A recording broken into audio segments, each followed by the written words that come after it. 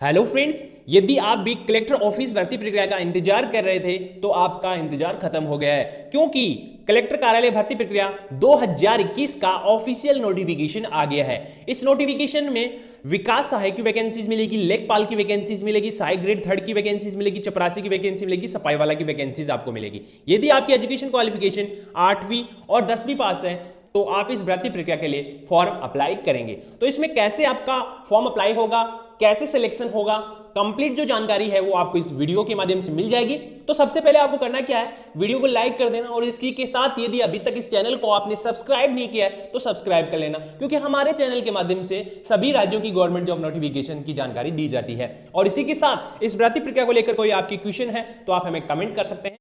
तो फ्रेंड्स, सबसे पहले बेसिक जानकारी हिंदी में और इसके बाद ऑफिशियल नोटिफिकेशन आप सभी को दिखाया जाएगा। सबसे पहले बात करेंगे कार्यालय कलेक्टर भर्ती प्रक्रिया 2021, विकास सहायक यानी कि डेवलपमेंट असिस्टेंट, लेखाकार अकाउंटेंट की वैकेंसीज और इसके साथ सहायक ग्रेड भ्रते यानी कि पियोन की वैकेंसीज आपको यहां मिल रही है, यानी कि चपरासी की भर्ती प्रक्रिया आपको मिल रही है। तो ये निम्न प्रकार की वैकेंसीज आपको इस भर्ती प्रक्रिया में मिलेगी यदि आप फॉर्म अप्लाई करना चाहते हैं। और इसी के साथ इसमें आपको फिर बताया गया है कि विकास सहायक, लेखाकार, सहायक ग्रेड 3 की और भर्ती यानी कि चपरासी की वैकेंसीज आपको यहां मिल रही है। तो ये निम्न प्रकार की पोस्ट आपको इस भर्ती प्रक्रिया के अंतर्गत मिल रही है। यदि आप भी कलेक्टर कार्यालय में जॉब प्राप्त करना चाहते हैं तो ये वीडियो आपके लिए हेल्पफुल होने वाला है, क्योंकि इसके माध्यम से हम आपको बता रहे हैं कि कलेक्टर कार्यालय का जो कौन सा फॉर्म आपको भरना होगा, क्या इसकी ऑफिशियल वेबसाइट है इस रिक्रूटमेंट को लेकर। इसके साथ फिर आपको बताइए एजुकेशन क्वालिफिकेशन, ये आपकी एजुकेशन क्वालिफिकेशन क्या रखी गई है। तो यहाँ 8वीं और 10+2 और इसके साथ ग्रेजुएशन यदि आपने कर रखी है तो इसके लिए आप अप्लाई कर सकते हैं। यानी कि यदि आप 8वीं पास हैं तो भी अप्लाई कर सकते हैं, 10वीं पास है तो भी अप्लाई कर सकते हैं, इसके साथ 12वीं पास है तो भी अप्लाई कर सकते हैं। और यदि आपने स्नातक कर रखी है, ग्रेजुएशन कर रखी है तो भी आपके पास एक सुनहरा मौका है, क्योंकि यहाँ काफी सारी वैकेंसीज इस भर्ती प्रक्रिया में आपको मिल रही है।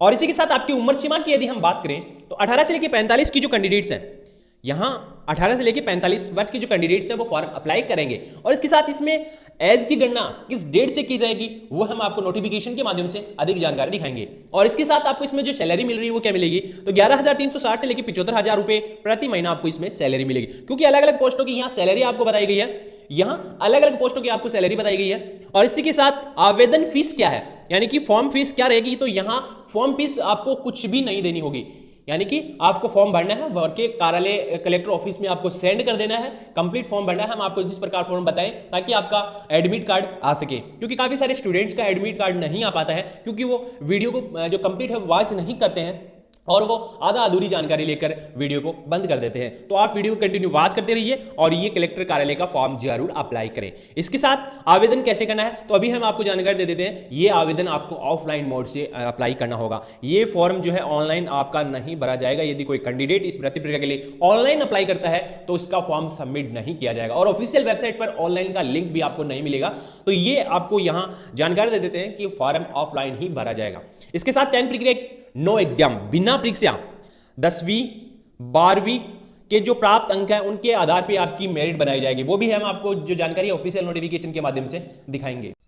तो फ्रेंड्स, अभी बात करेंगे सिलेक्शन प्रोसेस कैसे होगा, क्योंकि सिलेक्शन प्रोसेस भर्ती प्रक्रिया के लिए इंपॉर्टेंट होता है। यदि कोई भी वैकेंसी किसी भी डिपार्टमेंट से यदि जारी होती है तो उसका सिलेक्शन प्रोसेस अहम रोल होता है, यानी कि कैसे सिलेक्शन होगा। तो सबसे पहले इसमें यह बताया कि चयन का जो तरीका यानी कि सिलेक्शन प्रोसेस है वो कैसे है। तो सबसे पहले इसमें यह बताया गया कि न्यूनतम शैक्षणिक योग्यता का 100 अंक का वेटेज देते हुए, यानी कि 100 अंकों का वेटेज आपको मिलेगा, यानी कि 50% जो आपको वेटेज है वो मिलेगा, ठीक है, 50 अंक। और इसके साथ हायर सेकेंडरी में प्राप्त प्रतिशत का भी 100 का वेटेज होगा, 100 अंकों का वेटेज होगा।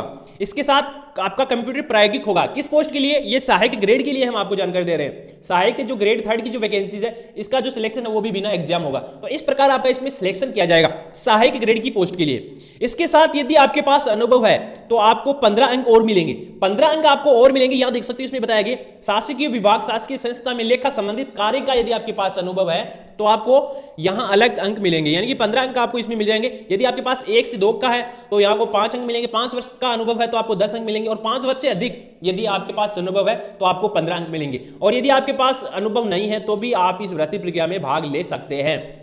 इसी के साथ फिर आपको जो बताया गया है कि सहायक ग्रेड के दायित्व क्या रहेंगे, यानी कि जो कार्य रहेंगे वो कौन कौन से कार्य हैं, तो वो कार्य भी आप यहाँ जानकारी प्राप्त कर सकते हैं। इसके साथ चयन प्रक्रिया की जो हमने आपको जानकारी दी है वो भी आपको यहाँ बताई गई है कि इसमें जिला स्तर पर आपका चयन किया जाएगा।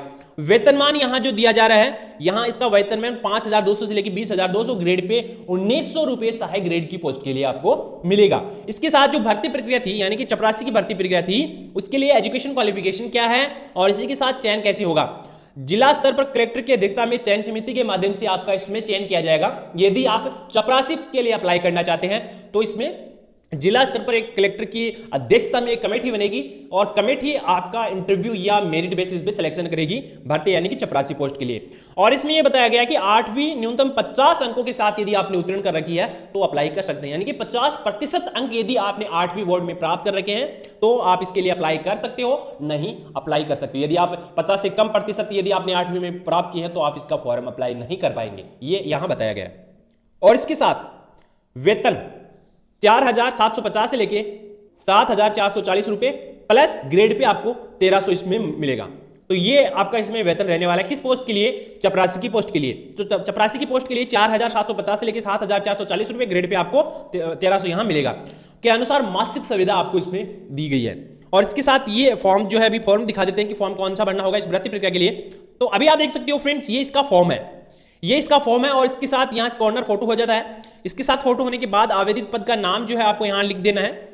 आवेदित पद का नाम, जैसे कि मैं तो यहाँ चपरासी के लिए अप्लाई करना चाहता हूँ तो यहाँ भर्ती का नाम मैं लिख दूंगा, यानी कि भर्ती की पोस्ट के लिए मैं अप्लाई करना चाहता हूँ तो यहाँ भर्ती मैं लिख सकता हूँ। यदि मैं असिस्टेंट के लिए अप्लाई करना चाहता हूँ तो यहाँ असिस्टेंट का जो मैं नाम लिख सकता हूँ, यानी कि सहायक की वैकेंसी। यदि मैं डेवलपमेंट असिस्टेंट के लिए अप्लाई करना चाहता हूँ तो मैं यहाँ अपना नाम लिख सकता हूँ।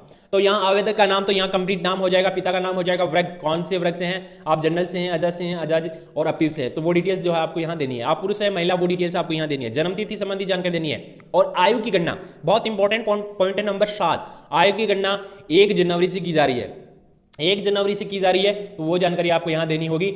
यहाँ स्थायी पता रहेगा, पत्र व्यवहार का पता रहेगा, मोबाइल नंबर रहेगा, शैक्षणिक योग्यता रहेगी और ये कंप्लीट फॉर्म आपको भर के भेजना है। अनुभव संबंधी जानकारी होगा और इसके साथ अन्य कोई जानकारी यदि हो तो, यानी कि आप जैसे कि आपने किसी विद्यालय या आपके पास किसी गवर्नमेंट सेंटर का कोई अन्य सर्टिफिकेट है, खेल सर्टिफिकेट है, उसकी जानकारी दे सकते हो, वो जानकारी आप यहाँ देख सकते हो यदि आपके पास नेशनल स्तर का सर्टिफिकेट है।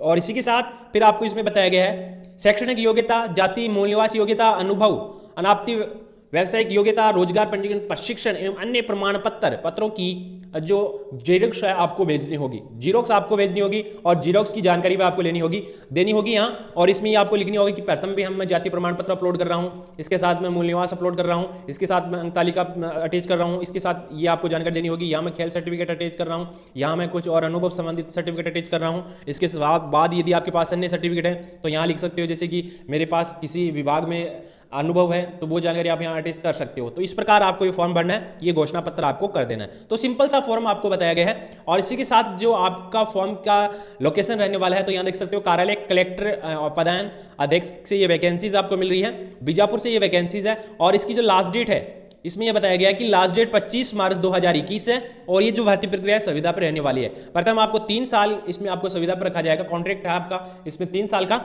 और इसके साथ फिर आपको इसमें पेमेंट संबंधी डिटेल्स भी बताइए कि आपको पेमेंट क्या मिलेगा, वैकेंसीज कौन कौन सी मिल रही है, विकास सहायक की, लेखपाल की, सहायक ग्रेड 3 की, भर्ती की यहाँ वैकेंसीज आपको मिल रही है, यहाँ कौन कौन सी एजुकेशन क्वालिफिकेशन है वो कंप्लीट जानकारी आपको इसमें बताई गई है। तो फॉर्म भरने से पहले आप इस ऑफिशियल नोटिफिकेशन को आपको अच्छे से पढ़ना है और पढ़ने के बाद इसका आप अप्लाई कर सकते हैं।